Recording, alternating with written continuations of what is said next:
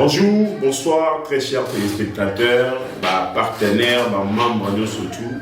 Il y a OLGD Grâce Divine Barthès. Nous sommes très contents de vous retrouver encore. Depuis un certain moment, nous étions un peu indisponibles, mais loin de vous, tout près de vous, dans l'esprit. Nous sommes de cœur avec vous. Que Dieu vous bénisse, que Dieu vous fasse grâce. Nous sommes là encore de retour pour faire un peu une mise au point par rapport à la réalité, que tout ce que vous avez eu à constater sur le net.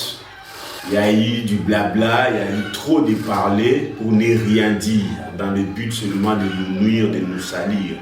Mais Dieu aidant, notre Dieu de la justice, il a fini toujours par nous justifier. Et au moment où nous vous parlons, nous sommes là en pleine force. Notre silence ne voulait pas dire qu'on avait fui les activités, mais c'était une stratégie qu'on avait opté pour travailler à l'interne, afin de voir l'évolution des choses là où nos ennemis ou nos adversaires vont parvenir à aller avec la situation.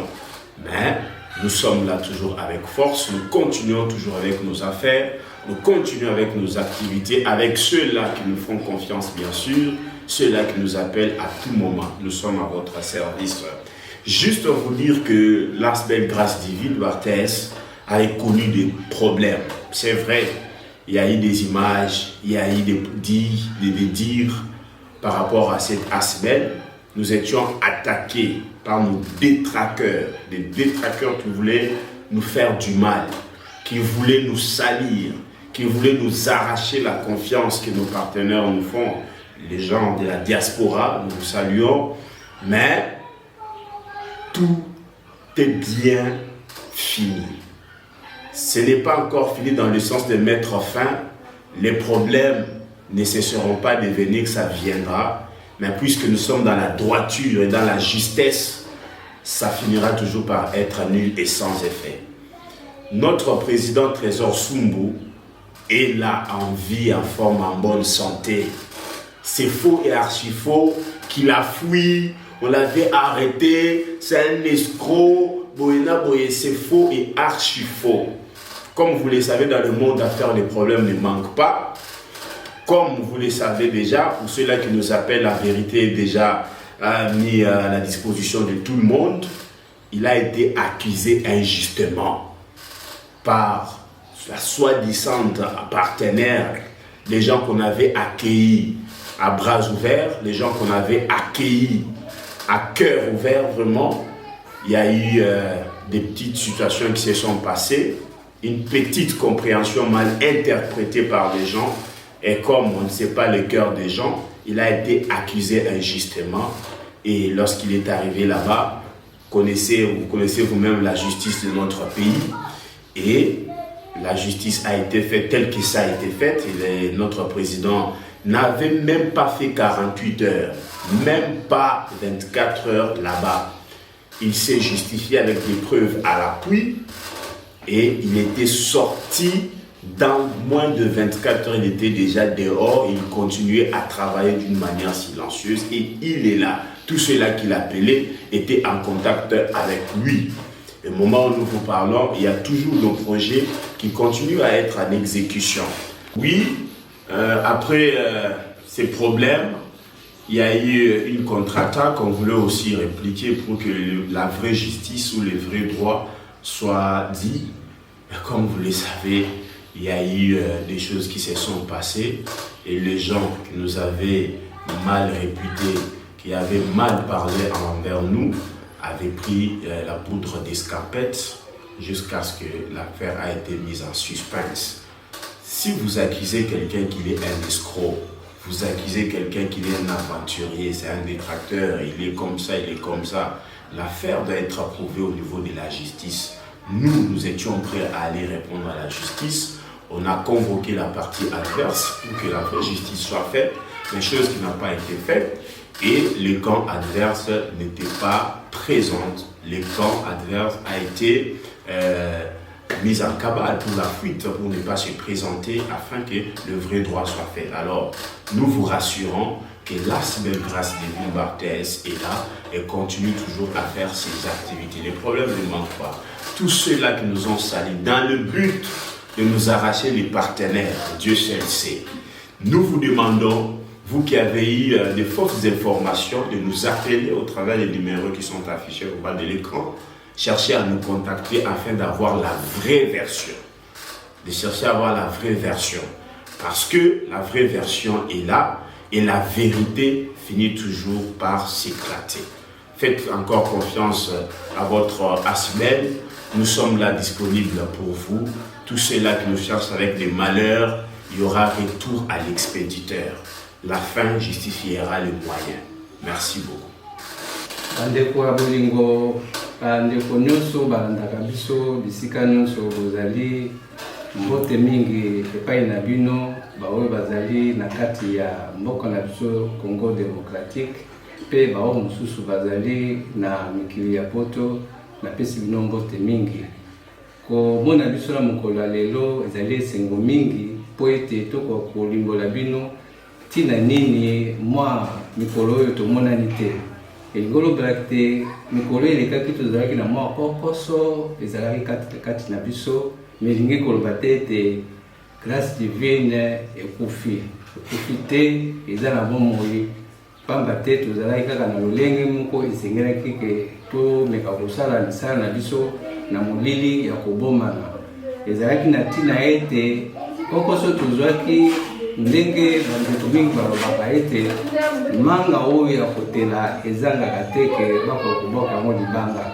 tozwaki libanga moko na ndenge ya mabe na ndenge ete bandeko oyo tobandaki kosala na bango moko kati na bango ayaki kotungisa biso mwa mingi pe asalaki makambo moko ete ekoka kotungisa biso moke mwa lokuta ekotaki kati na ye pamba te toyambaki ye na boboto nyonso mpo tosala elongo na ye me ye lokola azalaki na makanisi mosusu ya mabe nde asalaki ete akoka kotindika biso mpo ete tozala na kokoso me nzambe azali kati na biso lokola bozoka kombo wana ete grâce divine nzambe aza na kati na biso pamba te balobi ete na lopoto balobi ke la vérité finira par triompher pe balobi ete lokuta ekendaka mbangu me vérité eyaka malembe ya solo vérité ezali ete président na biso ya Asbel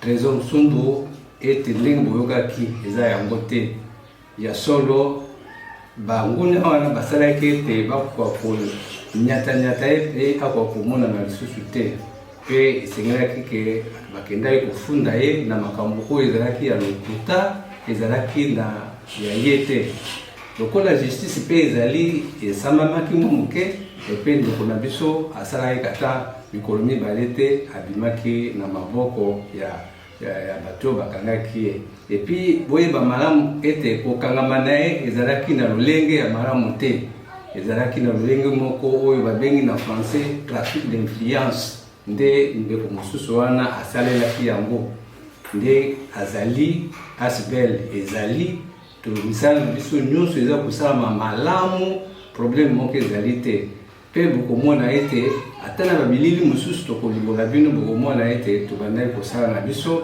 malgré balokuta wana nyonso esalamaki yango wana tozosenga na bino ete ntango mosusu soki boyoki mwa likambo na litoi moko ezalaka malamu mingi boyoka na litoi ya mibale litoi ya mibale ezali oyo biso tozoloba tozali na likambo na moto te tozali pe na likambo te oyo ete na ndenge bakosi biso makambo te biso tozali tozosala mosala ndenge esengeli nde kobima na biso elingi koloba ete bozalaka na confiance na biso ndenge bozalaka na biso mosala ya ONG na biso Asbel eza kosalama malamu problème moko ezali te yango wana tosengi na bino ete bozala kaka na biso ndenge bozalaki likambo moko ezali te na nsima mikolo bokomona pe lolenge nini tokolimbola bino na mozindo pe bokomona ete ye moko pe président na biso akolimbola bino ndenge nini esalamaki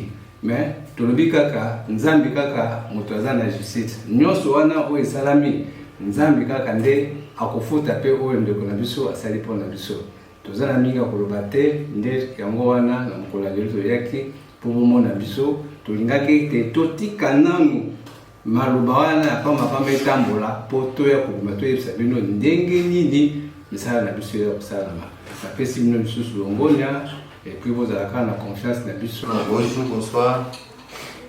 Ça dépendra de l'heure dans laquelle vous allez recevoir cette vidéo. Je prends Tozongi avec une forte détail par rapport à tous les ondits où il y a le cas qui n'a pas réseaux sociaux. Je prends Tozongi la mingité, tout a déjà dit. Par qui n'a que Kimi, tout ça escroc, tout ça boé. Pourquoi? Parce que pour l'un, mon biso tout le monde est tout sale. Il y a beaucoup de bien biso nyosoro. Alors, je crois balobaka un escroc. Ce qui a une guerre pour y bayo, fallait pour vendre na aussi comme ko. Aya ko yeba nini ubiraka. Osala ka ndenge nini pour que azala un accès ya ko ya ko y bayo malam. Mais gloire à Dieu. Onyo se salemaki, c'est nul sans effet. Nous sommes en forme. Tout ça escroc, tout ça miibi, tout kima, biso tout ça sur le terrain. Maintenant, yé mo santo azawapi. Ceux qui ont mon santo, aya toi affronter justice. Parce que moi l'escroc, je suis devant la justice. Mais aïe, ceux qui ont défié justice, il y a C, mais aïe, justice ensemble les alliés. Dis-moi, tu es en bas qui est dans le bisoté. Mais ceux qui sont en bas qui est dans ma boko mi balé, dans asbel qui est yambié, yéna dans le ils ont même pas justifier. Donc, on soit allé pour le ils ont même foutu.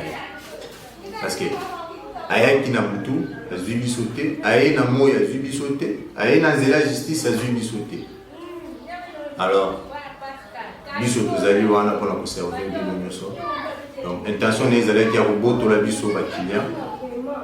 Il y a un mois de qui ça là-haut, mais il faut y avoir que, à ta mort, pour tout niveau, tout ce qu'il y a là-bas, nous on va continuer à travailler.